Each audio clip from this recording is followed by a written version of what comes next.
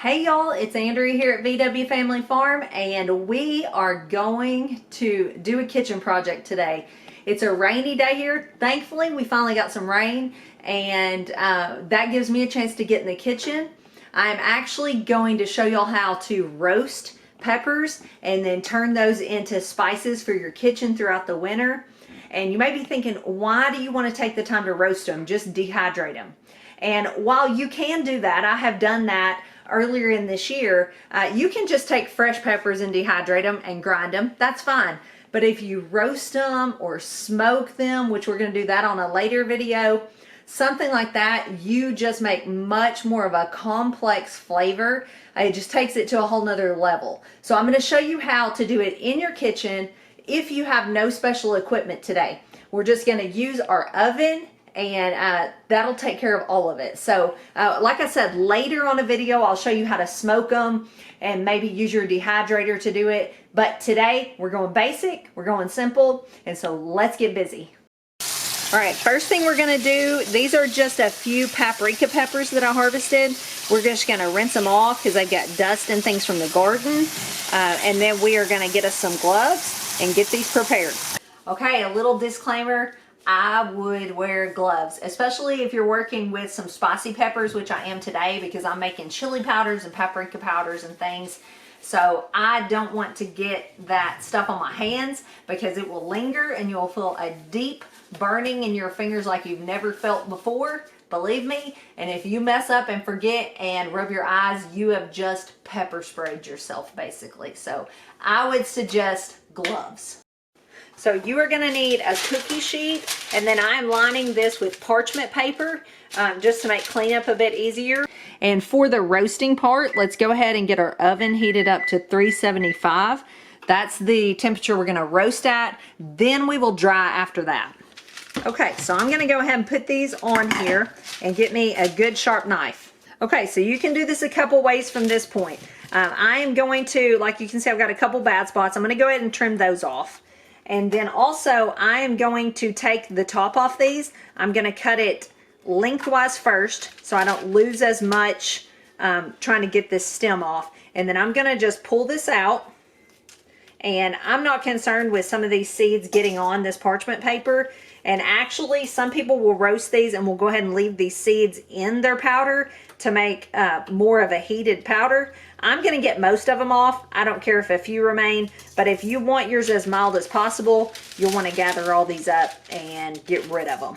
You can also, after you grind it, you can sift and these seeds will come out that way too. So like I said, personal preference, how hot do you want this to be? Okay, so these are paprika peppers, and then I'm also going to do another blend. So while I'm at it, I'm going to do, these are poblanos, these are chili peppers, and these are guajillo peppers. So I'm going to dry all those mixed together. I kept these separate because I wanted to be sure and know what were the paprikas. I'm going to roast, dehydrate, and grind all these together. This is going to be a chili powder blend.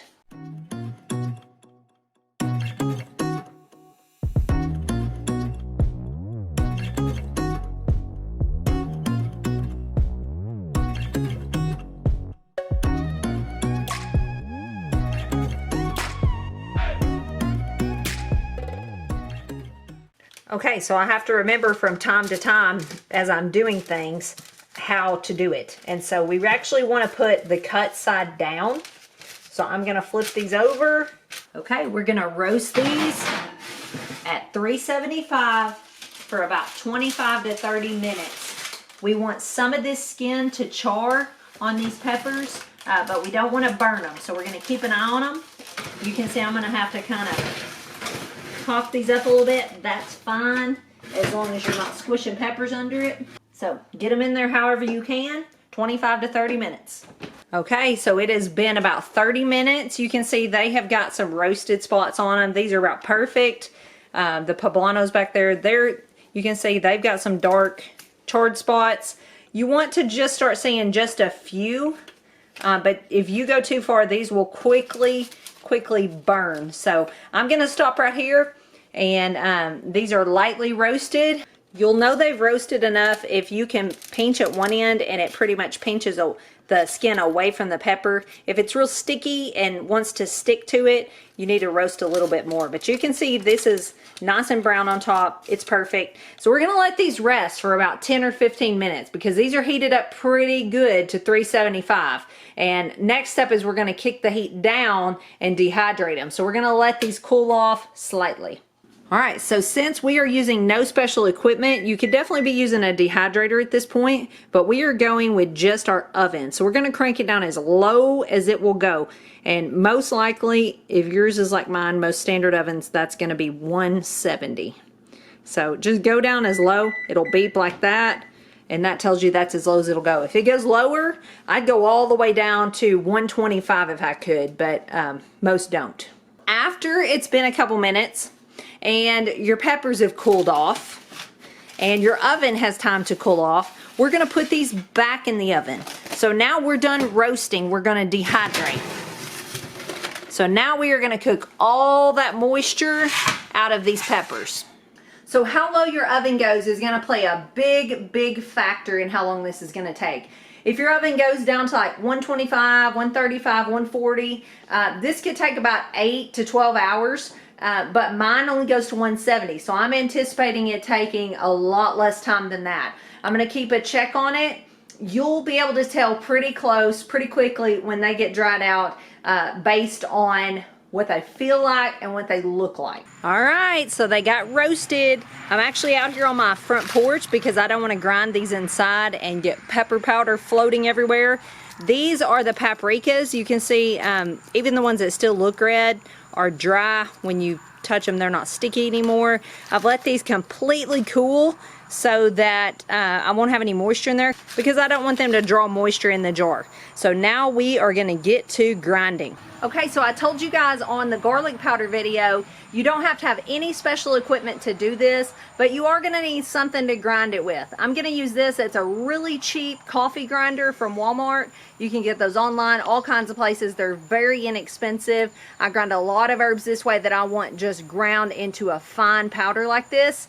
You can also use at this point a mortar and pestle, which is basically what they used in old times. A lot of people still use them today. They would use them in apothecaries and things like that, making medicines and grinding powders out of herbs and things that they had collected and dried. So you can definitely use that as well. So let's get busy. I'm gonna use this and see how it goes.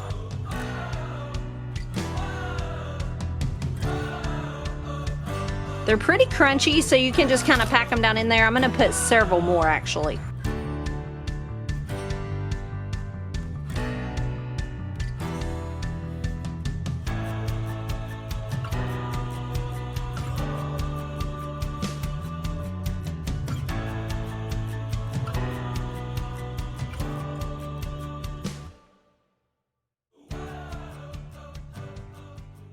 Oh wow, that's so beautiful. All right, I am using a quart because I plan to make more of this year.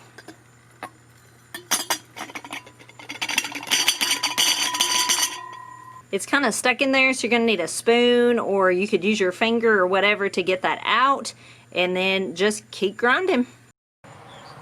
Okay, this is the mixture of poblanos, guajilos, and chili peppers. So let's give those a try.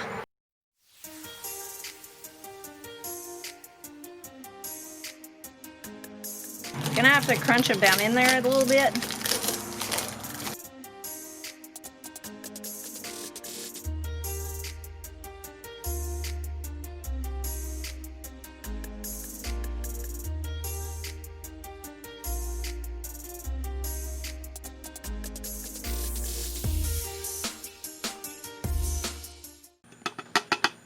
All right, I got that a little too full, but you can see that is really pretty. That looks really a lot like chili powder.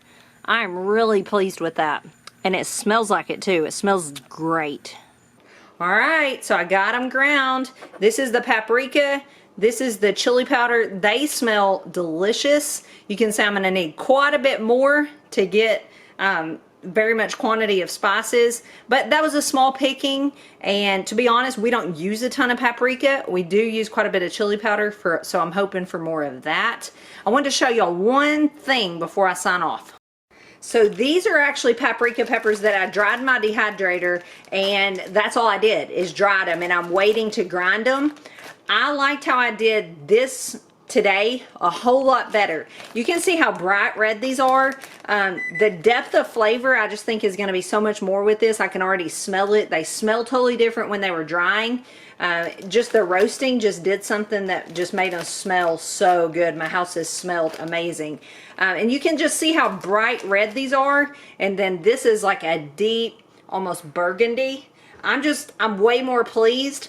Plus now I'm gonna have to try to get those stems off of there before I grind those. So I would just recommend cutting them up like I did on this batch and taking the method I did today. Just take it from me, try to learn from my mistakes. I don't know about you, but I'm looking forward to those fall days where I can make a big pot of chili, put some of my own spices in it, and the canned tomatoes that I've canned this year. That just makes me feel so excited. I'll see you guys on the next one. If you haven't subscribed, please do so. We'd love to have you stick around. We appreciate you. We appreciate your comments and watching and all you do to support our channel. Thanks for watching, and God bless.